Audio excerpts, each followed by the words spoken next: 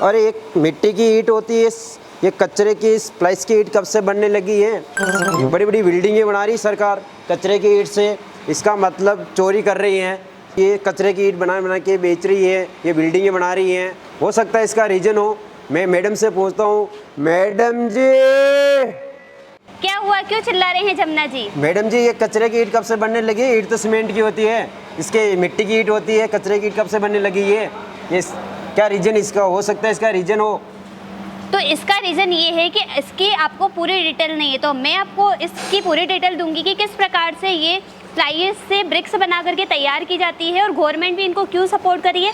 साथ ही में अगर आप इस बिज़नेस को करते हैं तो गवर्नमेंट सब्सिडी भी उपलब्ध कराती है, साथ ही में गवर्नमेंट ट्रेनिंग भी उपलब्ध कराती है।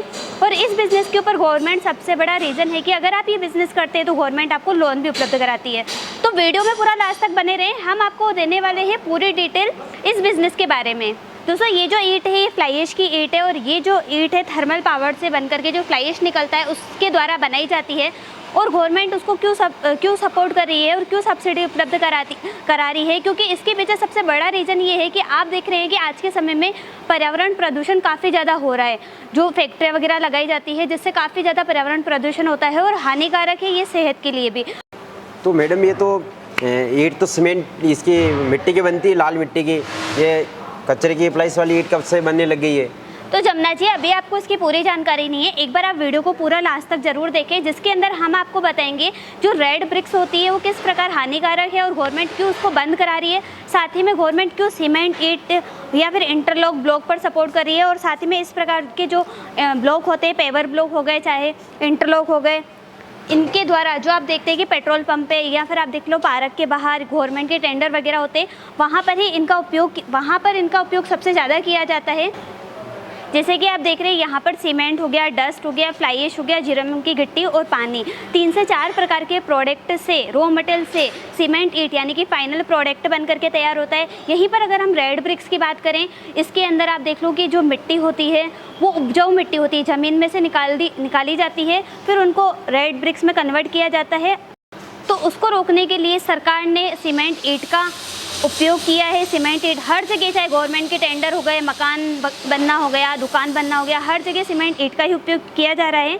अगर आप इस बिज़नेस को करना चाहते हैं तो सबसे पहले हम आपको बता देते हैं कि इसके अंदर जो प्रोडक्ट की डिमांड रहती है वो इस प्रकार से आप देख सकते हैं। सीमेंट हो गया, डस्ट हो गया और इसके अंदर फ्लाई ऐश हो गया और जिरेनियम की गिट्टी हो गई। इन 4 से 5 प्रकार से हमने प्रोडक्ट में कन्वर्ट कर लिया। ये हमने रॉ मटेरियल फाइनल बना करके तैयार कर दिया है। आप किसी भी मशीन से इस प्रोडक्ट को बना करके तैयार कर सकते हैं। चाहे तो आप यहाँ पर मैनुअल मशीन देख सकते हैं, इसमें आप बना करके तैयार कर सकते हैं। चाहे तो 4 ब्रिक्स हो गई, 3 ब्रिक्स हो गई, इसमें आप बना करके तैयार कर सकते हैं। अभी हम आपको डेमो करके बताएंगे।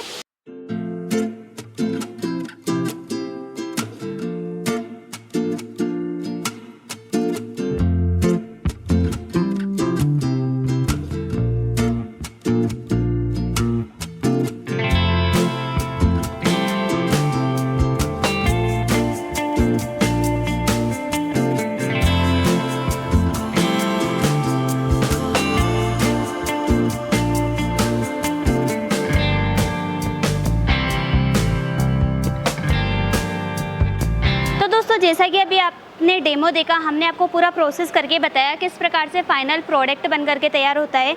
और यहाँ पर आपको मिलने वाली है एक नहीं अलग अलग टाइप की मशीनें। दोस्तों, हम ओनली मशीनें ही सेल नहीं करते, हम आपको बिज़नेस भी प्रोवाइड कराते हैं। आपके क्षेत्र में कौन सा बिज़नेस चलता है, किस क्षेत्र से आप बिलोंग करते हैं, कौन कौन से आपके एरिया में बिज़नेस चलने वाले हैं और साथ ही में गवर्नमेंट किस पर सपोर्ट कर रही है। हमारा मेन फोकस रहता है कि गवर्नमेंट के ऊपर गवर्नमेंट आपको कितना सपोर्ट कर रही है, साथ ही में कितना लोन उपलब्ध करा रही है, साथ ही में बिज़नेस के ऊपर आपको कितना प्रॉफिट होगा।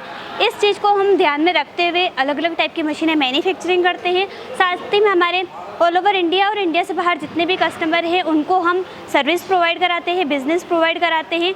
तो यहाँ पर इस वीडियो के अंदर मैंने आपको लगभग पूरा प्रोसेस बताया है, कैसे आपको बिज़नेस स्टार्ट करना है और क्यों गवर्नमेंट सीमेंट ईंट पर सपोर्ट कर रही है, इंटरलॉक पर सपोर्ट कर रही है और ब्लॉक पर सपोर्ट कर रही है। इस वीडियो के अंदर मैंने आपको पूरा प्रोसेस बताया है। तो आई होप कि आपके पूरे डाउट्स क्लियर हो गए होंगे कि आपको ये बिज़नेस क्यों करना चाहिए और कैसे इसके अंदर प्रॉफिट होने वाला है। तो इसमें हमने आपको बताया कि किस प्रकार से आपको फ्लाई ऐश ईंट का बिज़नेस करना चाहिए, साथ ही में रेड ब्रिक्स आपको क्यों नहीं लगाने। आपको कमीशन मिलता होगा इससे। मैंने जमुना जी आपको बोला है कि वीडियो को पूरा देखो, पूरी आप प्रोसेस समझो, उसके बाद में आप बोलना है कि क्यों इस बिज़नेस को करना चाहिए।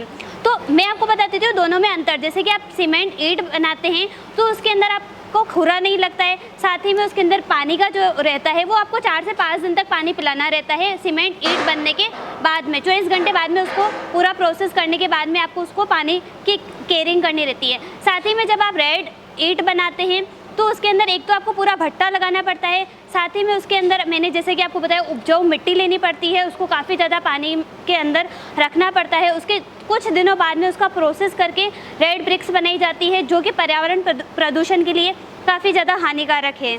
तो सीमेंट ईंट बनने के बाद में आपको पानी तो पिलाना रहता है। सीमेंट की ईंट और रेड ईंट में मुझे अब समझ में आया इसमें प्लाइस में। तो अब जमुना जी आपको पूरा समझ में आ गया है कि क्यों लगानी चाहिए सीमेंट ईंट। तो सीमेंट ईंट लगाने से क्या है कि एक तो स्ट्रांग होती है और इसमें एक कारखाने वगैरह की इसमें दिक्कत नहीं होती है, तो प्रदूषण नहीं होता है, तो इसमें लकड़ी की ज़रूरत नहीं पड़ती है। तो दोस्तों जैसा कि मैंने अभी आपको पूरा प्रोसेस बताया है, किस प्रकार से आपको सीमेंट ईंट को जब आप सीमेंट ईंट बनाते हैं तो किस प्रकार से आपको इसके क्वालिटी के अंदर मेंटेन करना रहता है। मैडम मुझे तो समझ में आ गया, आपको आया कि नहीं आया? कमेंट बॉक्स में कमेंट करके जरूर बताना। तो मेरा तो डाउट क्लियर हो गया, आपका हुआ कि नहीं हुआ? मैं मैडम जी से डाउट क्लियर करता रहूँगा।